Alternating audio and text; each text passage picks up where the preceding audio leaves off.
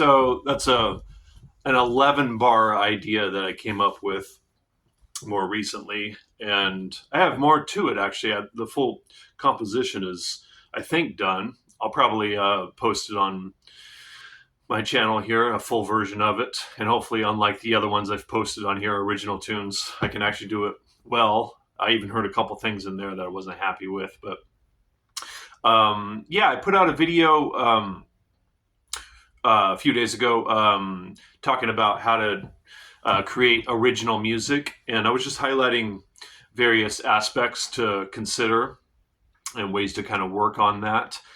But the thing is as a music teacher, uh, any music teacher, we can't make someone more creative, unfortunately.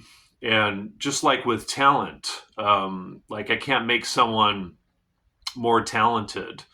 Um, so I just wanted to talk about these couple things here because it's an important part of um, being a musician and someone that's trying to get better. Um, the jazz guitar player Jim Hall, he never had the technical, physical facility on his instrument like some of the other jazz guitar players.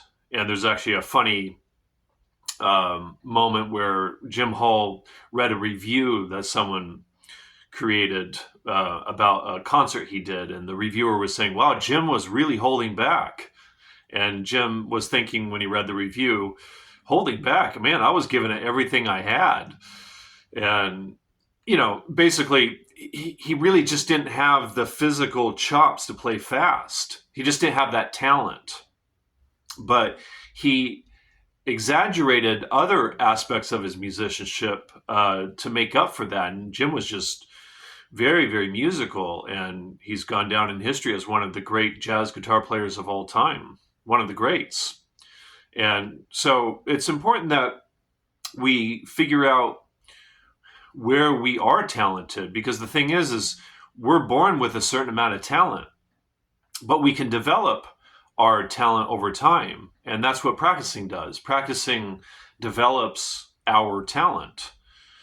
And even someone like Mozart or Charlie Parker or Bach, no matter how brilliant they were, how talented they were, some of the most talented musicians in history still had to develop their talent through study, through practicing, and some might say hard work. I would just put it as a lot of effort. You have to put a lot of effort in to develop your talent. No matter how much talent you have, you still have to develop it. So that's why practicing is really important. Um, so really, all I can do is encourage people to develop their talent, and likewise encourage people to develop their creativity and to figure out their creativity, and just to kind of highlight ways that I think about it and ways that I think can encourage one's creativity.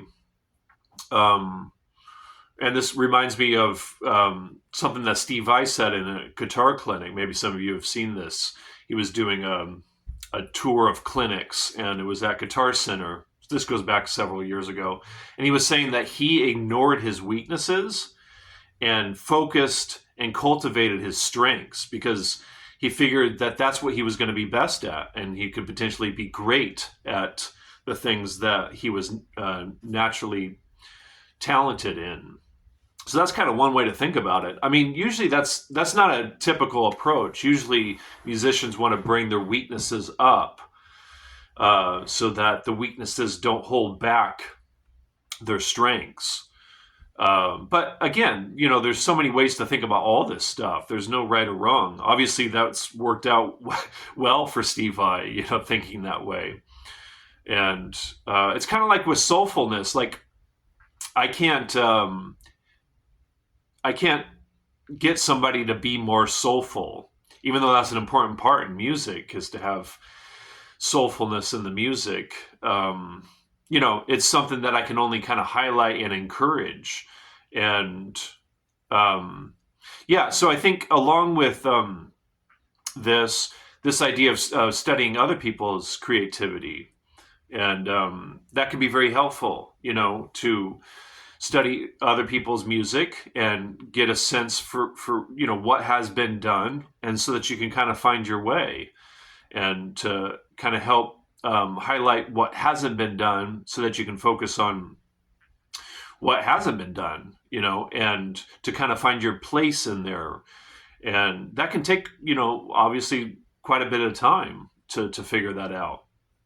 But yeah, so I think it's just important that we just continue to explore and to try to figure out our place in all of this. And there's a spectrum here. I have an old friend that I used to teach with at a music store, bass player, and self-admittedly, he's not particularly creative, but he's worked his whole life as a professional bass player, playing mostly covers, and then if he's hired by a songwriter, then he'll play that person's original music.